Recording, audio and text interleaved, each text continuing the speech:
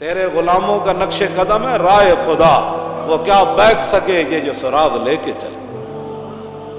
ہٹایا کیسر و کسریٰ کے استبداد کو جس نے، وہ کیا تھا؟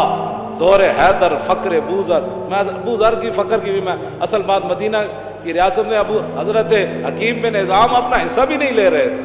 مدینہ کی ریاست میں تو جو اپنا حق تھا وہ بھی کوئی نہیں لیتا۔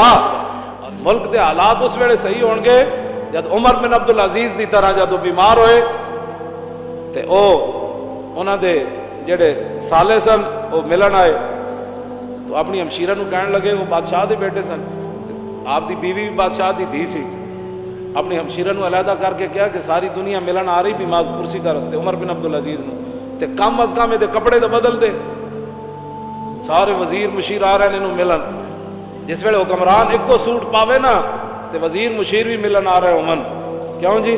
تو پھر 8 صوبے میں جو زکوٰۃ پھر واپس آندی، پھر 8 صوبے جو زکوٰۃ، عمر بن عبدالعزیز دے زمانے زکوٰۃ لین والا کوئی نہیں سی، 8 صوبے میں گورنر نے لکھ دیتا ہے تے زکوٰۃ لین والا ہی کوئی نہیں۔ مدینے دی ریاست کیے حضرت ابو ذر غفاری، نبی علیہ الصلوۃ والسلام نے ان کو فرمایا تو کلیا ہی رہنا ہے، کیوں جی؟ تے تو کلیا ہی مرنا ہے تے تو کلیا ہی اٹھنا ہے۔ آپ فرماندے سن صبح دا کھا کے شام دا رکھنا بھی شان توکل دے خلاف۔ ابو ذر غفاری ظاہر بات ہے بہت آپ کی سیرت بڑی، اسی لیے ہم نے مدرسے کا نام بھی حضرت ابو ذر غفاری رکھا۔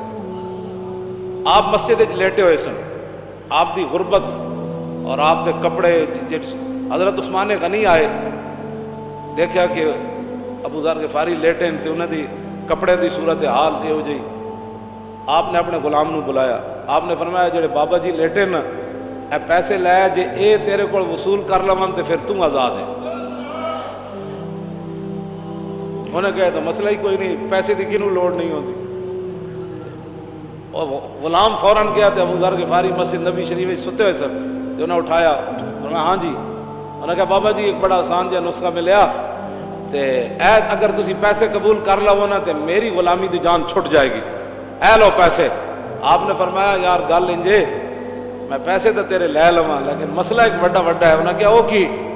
انہیں کہا جی میں تیرے پیسے لے گئے تو تے ہو جائیں گا آزاد تے میں غلام ہو جاؤں۔ جاسوس آیا رومی، انہیں حضرت عمر نے دیکھا مسجد نبی شریف جدو این صفاں سیدھیاں کیتیاں نا آپ نماز پڑھن تو پہلے تیر دی طرح ان صفاں سیدھیاں کیتیاں تو انہیں چیخ مار دیتی۔